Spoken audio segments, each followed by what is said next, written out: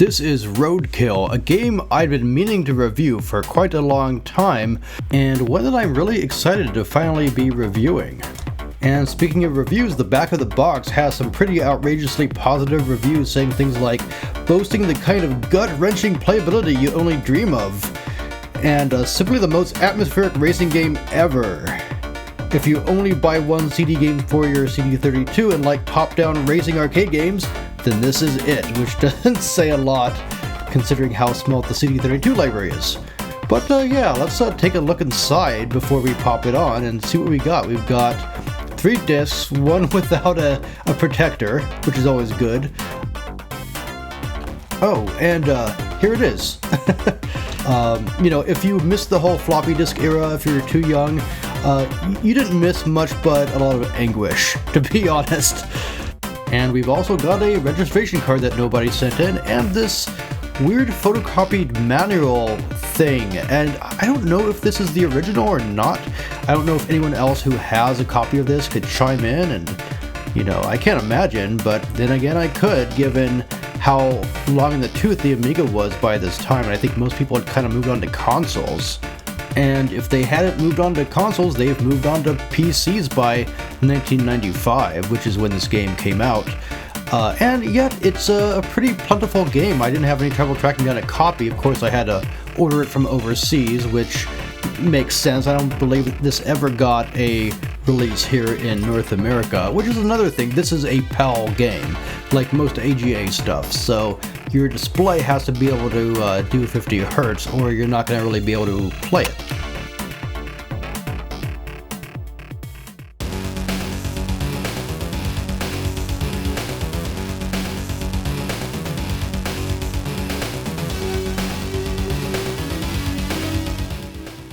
And if you watched my Seek and Destroy unboxing, you might notice something, and that's that this game is done by, I believe, the same people who gave us Seek and Destroy. Definitely the graphical style and music style, as well as the overall level of polish, are all about the same, which is to say it's a really attractive, really good sounding, very polished effort. So it starts off with the car select screen, and all of these cars do handle dramatically differently. I always go for Slam because it has a lot of drift, even though it can't take a lot of damage. Slam. Unfortunately, it doesn't show you any stats, so you don't really know what you're getting until you select it. Although, you know, in a lot of driving games, the stats that they do show you are fudged anyway, so.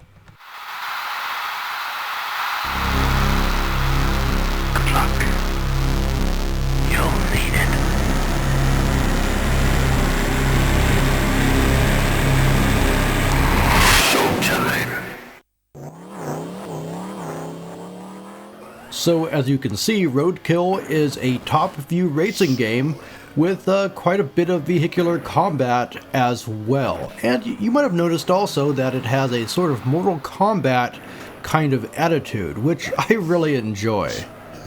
As you make your way around the track, you pick up all kinds of different power-ups, whether it's guided missiles or rockets, speed boosts, traction boosts, cash, and armor ups and all kinds of other stuff. And you might also want to consider pitting in every now and then. You can see the armor in the bottom of the screen that's left, and if it gets to 0, you explode, which is a rookie mistake. You know, when I first started playing Roadkill, I neglected to pit in, and I lost so many races, and I thought the game was really, really hard. And it is a hard game. I'm playing on easy here, but if you do pit in and recover your health, or your armor rather, it becomes a lot more manageable. And your car will take a beating no matter what. I mean, the game kind of plays like bumper cars, where you're either running into other cars, spinning them out, or getting spun out yourself, or just, you know, missing that turn just by a little bit. Now, the turns are telegraphed. If you look at the track, there are arrows, so it's kind of like one of those rally games where they're shouting instructions at you, either to turn left or turn right. And you have to really pay close attention to this in Roadkill so that you can hit the turn in time. Now, the camera isn't really pulled back that far, so things come at you really fast. If you compare it with a game like, say, Neo Drift Out on the Neo Geo, which is one of my favorite rally games, arcade style ones at least. But in that game, you get the whole screen to anticipate what part of the track is coming up next. So if you're going upwards, you're at the bottom of the screen. If you're going to the right, you're at the left side of the screen. In Roadkill, you're smack in the center. And although the game moves quite quickly, it doesn't move as fast as Neo Drift Out. So the amount of reaction time you have is roughly about the same. And it's about the same as most rally games that are top view that I've played, where you do have to memorize the track quite a bit, even though, this one, like I said, gives you arrows, as it should. Now, as polished as the game is, it's not without its quirks, and you're kind of looking at one of them here. It's easy to bounce around kind of like a pinball, and the game tries to be good. If you crash into the wall, it kind of leaves you facing the correct direction, but it's also, at the same time, a bit hard to get a handle on it when you're spinning out. I don't think it's as bad as, say, F-Zero in this regard, but it's something to be aware of.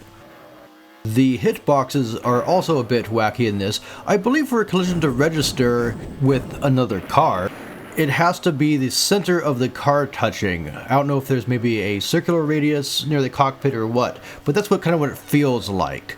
Fortunately, that's pretty much in your favor. It's not one of those games where the hitbox is too big, fortunately.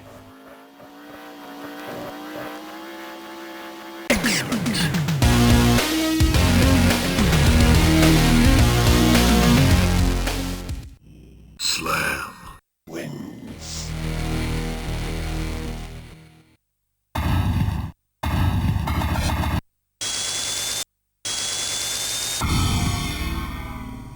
Another quirk is that in the earlier circuits, you can actually shortcut the loops. Of course, as the game will tell you at the time, you cannot do that on later circuits, which is kind of cool actually. So, if you're behind on the earlier circuit, that's something to consider trying.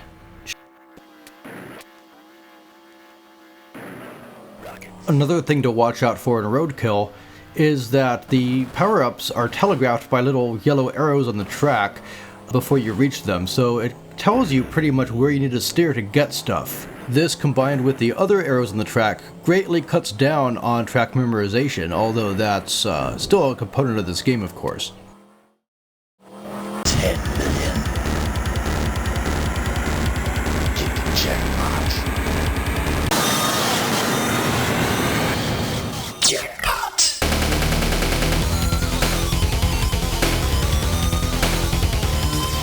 After so many kills in a row, you're offered the chance to get a jackpot by bagging one more. Get the super jackpot. One more and I can get the super jackpot, but I'm out of missiles, so I'm trying to run this guy into the spikes. But that's a no-go, so. But racking up the jackpots and the super jackpots is one of the things that makes this game so incredibly addictive and satisfying. It's this over-the-top, visceral catharsis in Roadkill that I love so much. And the game's always just a really fun time. You can come home from work and feel crappy, boot up Roadkill, and everything's alright. Now, there is one compatibility issue with Roadkill I've got to warn you about. If you have certain Amiga 1200 configurations and presumably other models, models with a lot of RAM, you can get garbled sound in Roadkill. All the sound effects will be completely hosed.